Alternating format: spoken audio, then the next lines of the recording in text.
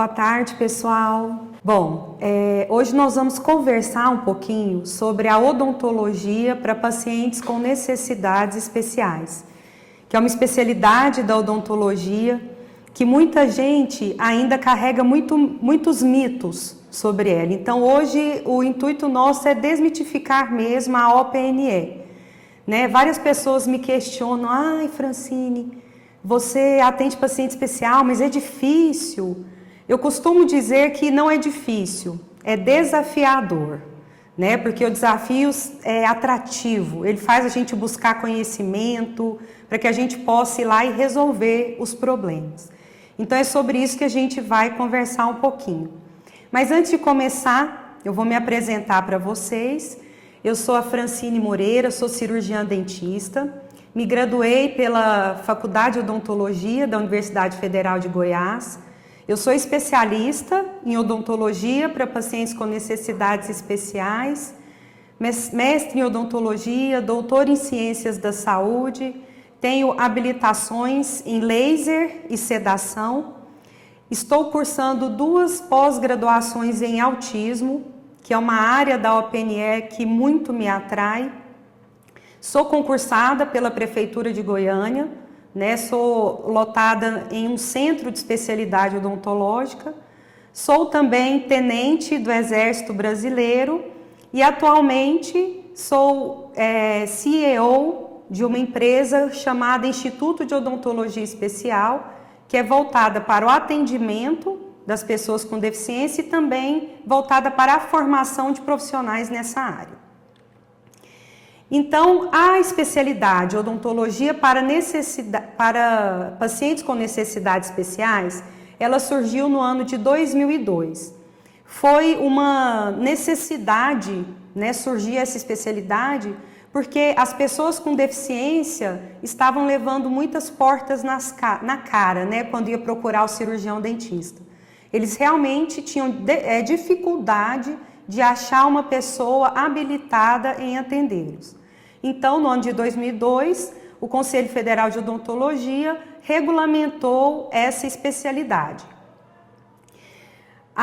O especialista em OPNE, em odontologia para pacientes com necessidades especiais, ele tem como objetivo diagnosticar, prevenir, tratar e controlar os problemas de saúde bucais dos pacientes que apresentam alguma deficiência ou aqueles pacientes sistemicamente comprometidos.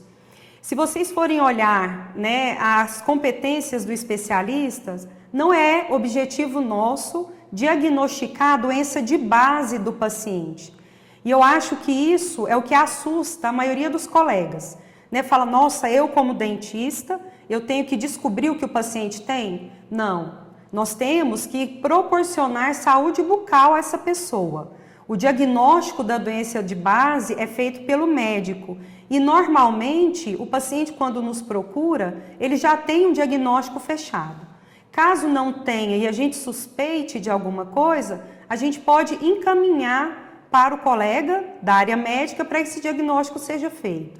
Então, nós vamos ser o quê? Dentistas. E bons dentistas, bons clínicos gerais que vão garantir o quê? Assistência e saúde bucal a essas pessoas. Então, as competências do especialista estão em prestar atenção odontológica aos pacientes com distúrbio de comportamento, Então, normalmente, o paciente, a pessoa com deficiência ou sistemicamente comprometida, que tem um comportamento adequado, os colegas das outras especialidades atendem. Normalmente, quem busca o especialista é aquele paciente de difícil comportamento, que requer um pouco mais de técnica no seu atendimento. Além disso, nós temos que prestar atenção odontológica aos pacientes que apresentam condições incapacitantes, temporárias ou definitivas, a nível ambulatorial, hospitalar e domiciliar. Então, o especialista em OPNE, além de fazer o atendimento ambulatorial ou de consultório, ele também atua no hospital, atendendo esse paciente no leito, num apartamento ou numa enfermaria de hospital, no centro cirúrgico, que são aqueles atendimentos monitorados sob anestesia geral, ou ainda também no leito da UTI. E, além do ambulatório e do hospital, o especialista também está apto a atender esses pacientes em domicílio. Aqueles pacientes que não têm condição de se deslocar, nós vamos até eles. E a outra competência é aprofundar estudos e prestar atenção odontológica aos pacientes que apresentam problemas especiais de saúde com repercussão na boca e estruturas anexas. Então, a diferença de um especialista em OPNE para um clínico geral é que nós estudamos a fundo a doença de base do nosso paciente, para poder correlacionar essa doença com tudo aquilo que nós vamos realizar na boca do paciente que nos procurou.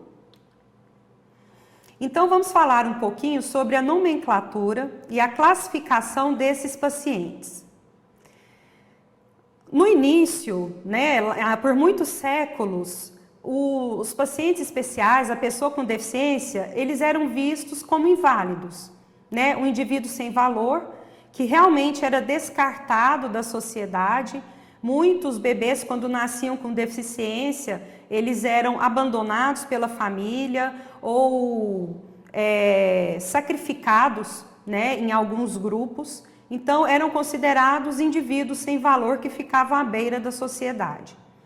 Após a Primeira e a Segunda Guerra Mundial, isso mudou. Por quê? Porque heróis, jovens, completamente saudáveis, iam para a guerra, se comportavam como heróis, salvavam a pátria, mas voltavam mutilados, machucados, e então precisou-se o quê? Não tinha como deixar essas pessoas à margem da sociedade, porque eles são heróis. Então surgiu o termo de incapacitados e incapazes, que eram aqueles indivíduos com problemas físicos e os que tinham algum problema mental também.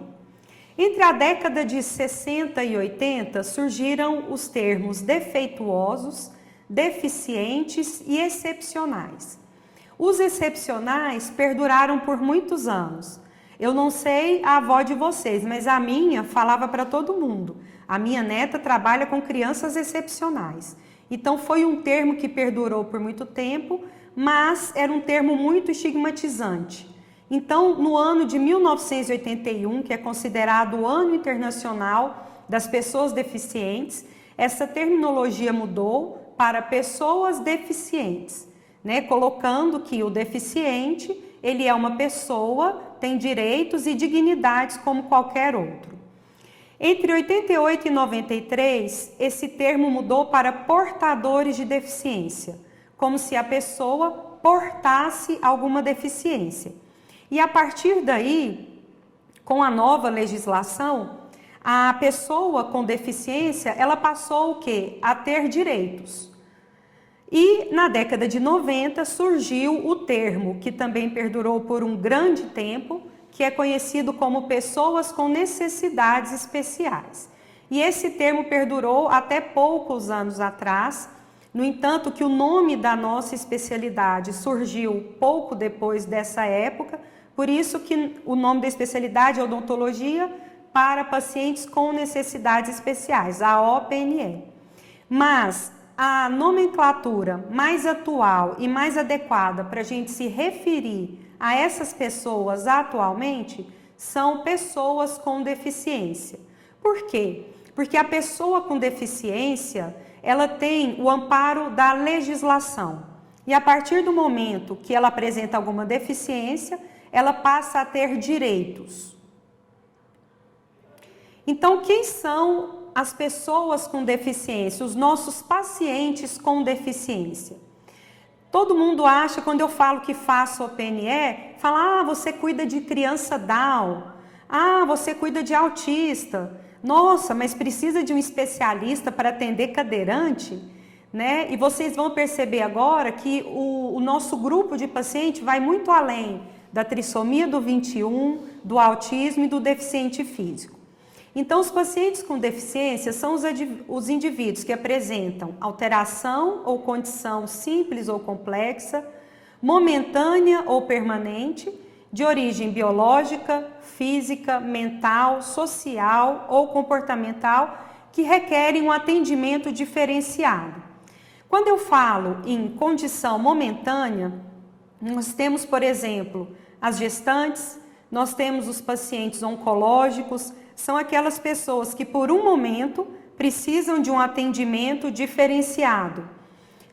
De etiologia, por exemplo, social, né? São os moradores de rua, os drogaditos, os alcoólatras, que têm problemas sistêmicos ou até mesmo transtornos psiquiátricos associados à condição social na qual eles se enquadram. Então, a classificação dos pacientes com deficiências são os deficientes físicos, que são aqueles com sequela de paralisia cerebral, acidente vascular encefálico, miastenia graves, os paraplégicos, tetraplégicos. Temos também os pacientes com distúrbios comportamentais, como autismo, bulimia, anorexia, transtorno, o TDAH, transtorno de déficit de atenção e hiperatividade. Temos os pacientes com deficiência intelectual, que são aqueles que apresentam o comprometimento cognitivo decorrente de eventos acontecidos antes, durante ou após o parto. Os pacientes com distúrbios sensoriais, que são os deficientes auditivos e visuais. Pacientes com transtornos psiquiátricos, aí entram pacientes com depressão, toque, ansiedade, esquizofrenia. O paciente odontofóbico, aquele que tem medo de dentista, é considerado uma pessoa com deficiência e requer um atendimento diferenciado. Aquelas pessoas que apresentam as doenças infecto-contagiosas, os pacientes soropositivos para HIV, que já tiveram hepatites virais, pacientes com tuberculose e os pacientes que apresentam síndromes e deformidades crâniofaciais, como a trissomia do 21, síndrome de Apert, entre tantas outras. E além das pessoas com deficiência, o especialista em OPNE também atende pacientes comprometidos sistemicamente, que nós chamamos de grupos especiais, que são aquelas pessoas que requerem atenção diferenciada devido a fatores que estão relacionados à sua idade, sexo, ocupação ou comportamento. Aí nós temos idosos, gestantes, tabagistas, cardiopatas, diabéticos, pacientes irradiados em região de cabeça e pescoço, pacientes transplantados, imunossuprimidos, que apresentam doenças hematológicas, transtornos convulsivos, insuficiência renal, doenças autoimunes e dentre outras. Então, se nós juntarmos as pessoas com deficiência e os grupos especiais, nós vamos ter o grupo de paciente que é assistido pelo especialista em OPNE, que são os pacientes com necessidades odontológicas especiais. E esses pacientes, eles vão poder ser atendidos de várias maneiras. E as modalidades de atendimento, independente do tipo de atendimento que eu vou oferecer para o meu paciente, antes de tudo, nós precisamos o quê? De conhecer esse paciente. E o mais importante é a gente fazer uma anamnese e um exame físico bem criterioso. Nós temos que nos comprometer em buscar informações relevantes e úteis para que a gente consiga ajudar esse paciente. Nós temos que direcionar a avaliação identificando a peculiaridade de cada doença de base que nos é oferecida pelo paciente, pesquisar sinais e sintomas para complementar a anamnese e individualizar os tratamentos. Se a gente para observar nesse slide, em tudo que eu acabei de falar, o que a gente faz de diferente para atender uma pessoa com necessidade odontológica especial? Nada. A nossa anamnese, o nosso exame físico, ele deve ser criterioso para todo e qualquer paciente. Se a gente tem o hábito de fazer um bom inventário de saúde, parar para ouvir o nosso paciente, independente dele ter deficiência ou não, eu vou ter sucesso na hora de atendê-lo. Então, aqui cai outro mito, né? Ai, nossa, eu tenho que saber tudo. Não, a gente não tem que saber tudo. Nós temos que ter o compromisso de buscar informações importantes. Às vezes, o paciente chega até mim, eu nunca ouvi falar na síndrome que ele tem ou naquela doença que ele apresenta. Mas o que eu faço? Eu falo para ele, eu não sei sobre o que trata a sua deficiência, mas eu vou estudar e vou te ajudar. Então, o nosso diferencial é esse, é o compromisso que a gente tem que ter de ajudar o paciente de acordo com aquilo que ele nos relata. Então, as modalidades de atendimento, elas vão variar de acordo com a reação do paciente ao tratamento odontológico e não de acordo com a deficiência que ele tem.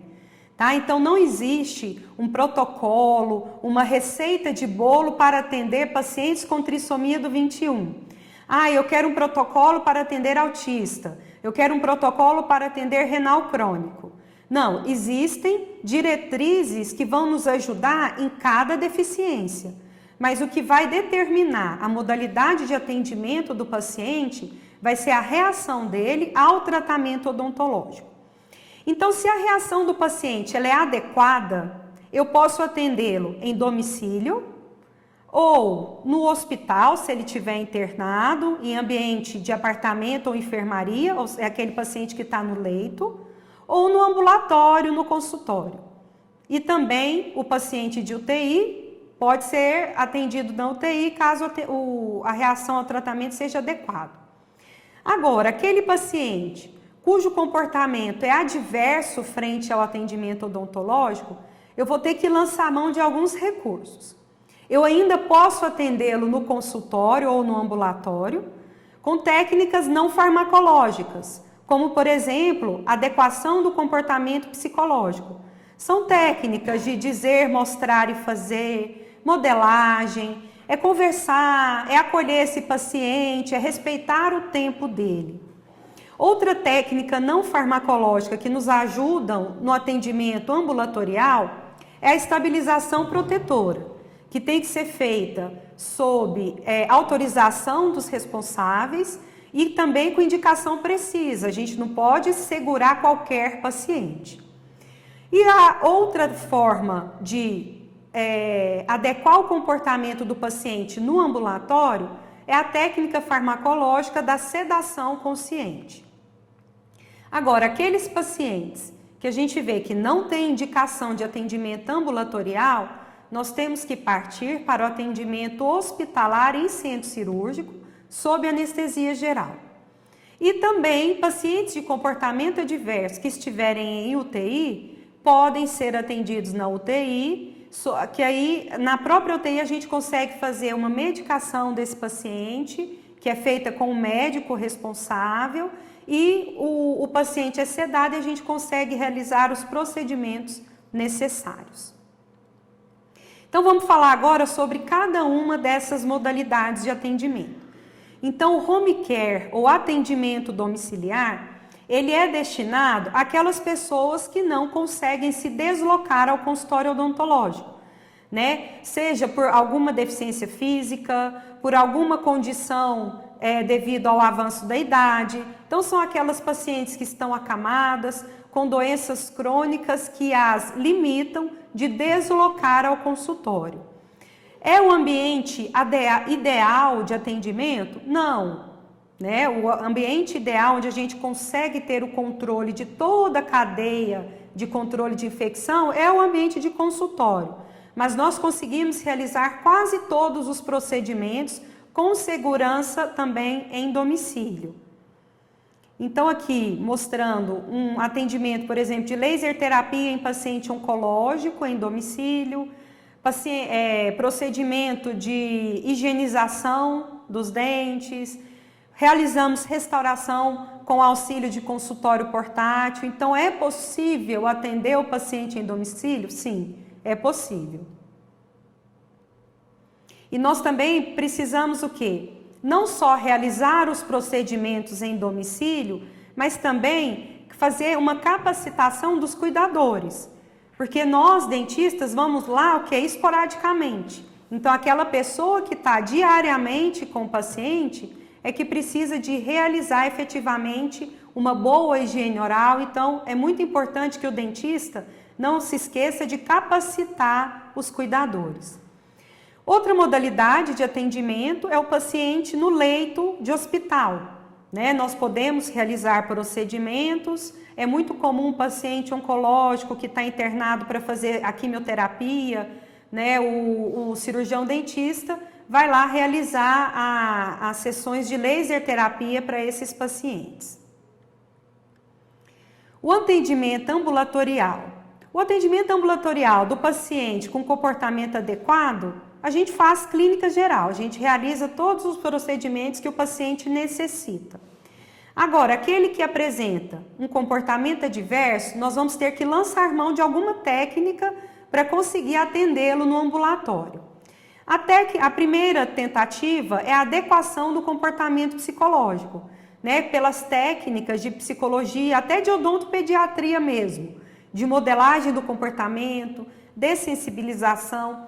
A dessensibilização é muito realizada pelo especialista em OPNE, porque grande parte dos pacientes já passaram por outros atendimentos, não foi realizado por um profissional habilitado e acabaram se sensibilizando, se traumatizando com o ambiente de consultório. Então, nós precisamos de fazer uma dessensibilização.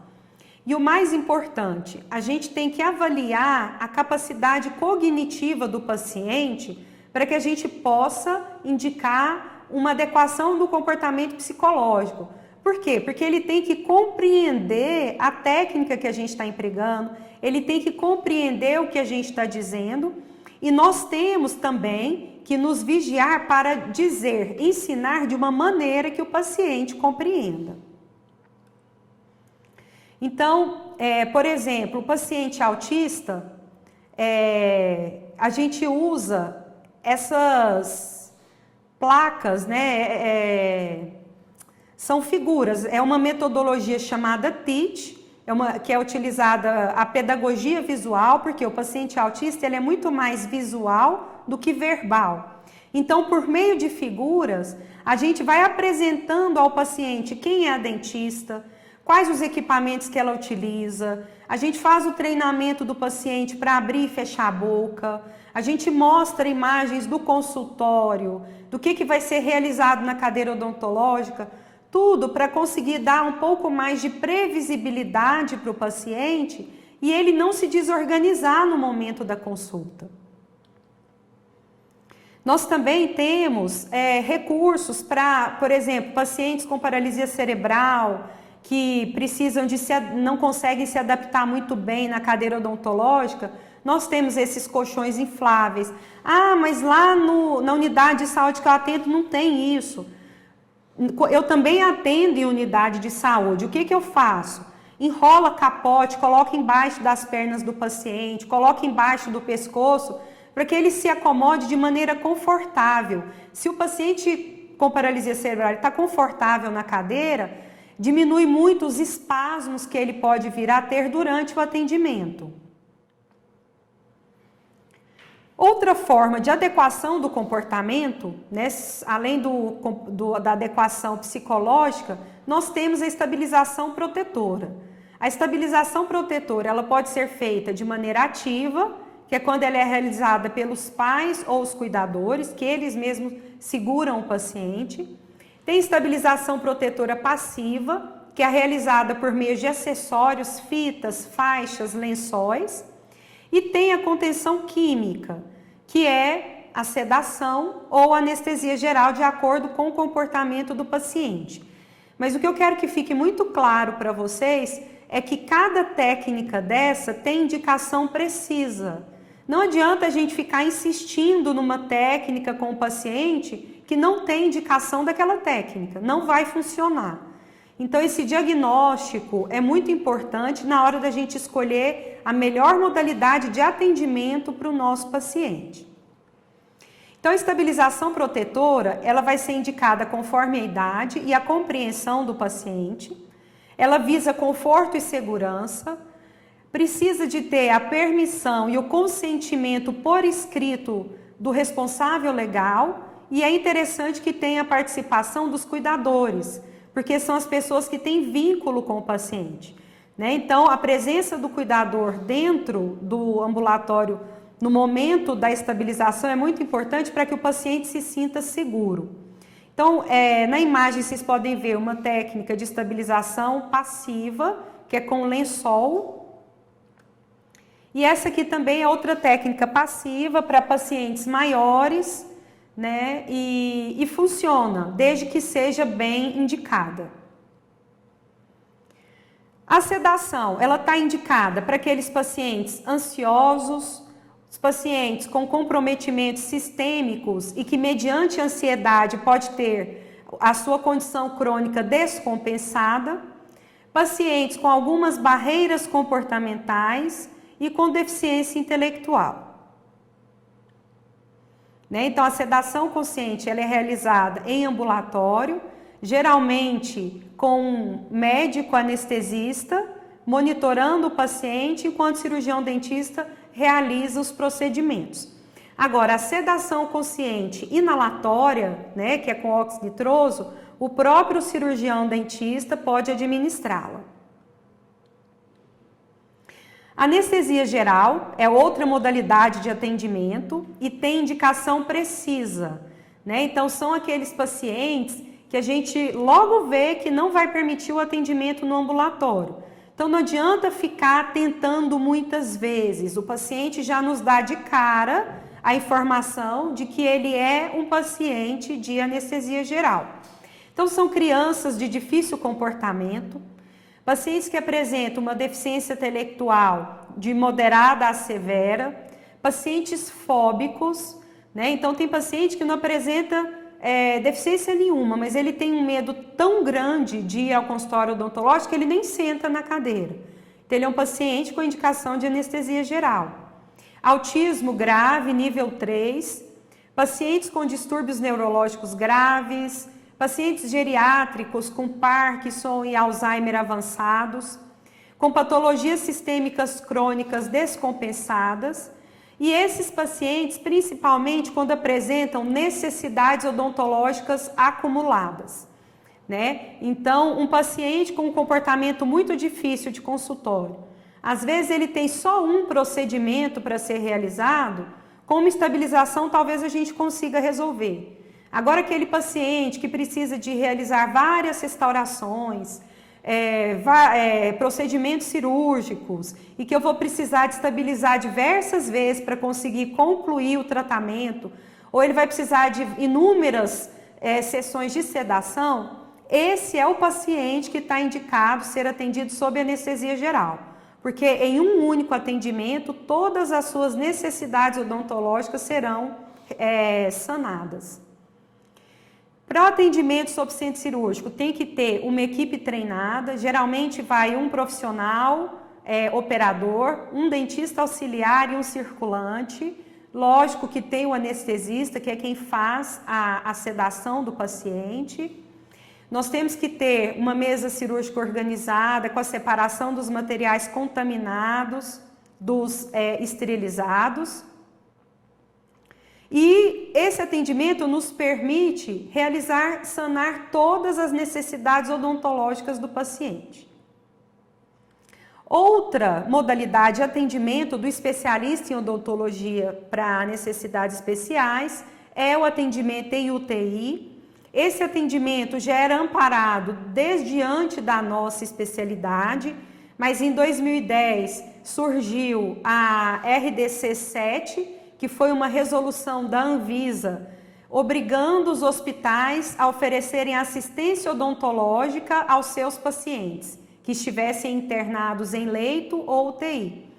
Né? E, recentemente, em 2013, surgiu o projeto de lei 34, que foi vetado pela presidente Dilma, e recente, essa PL voltou, foi vetada pelo Bolsonaro, mas a gente continua na luta, né, para realmente regulamentar a ação do cirurgião dentista dentro do hospital.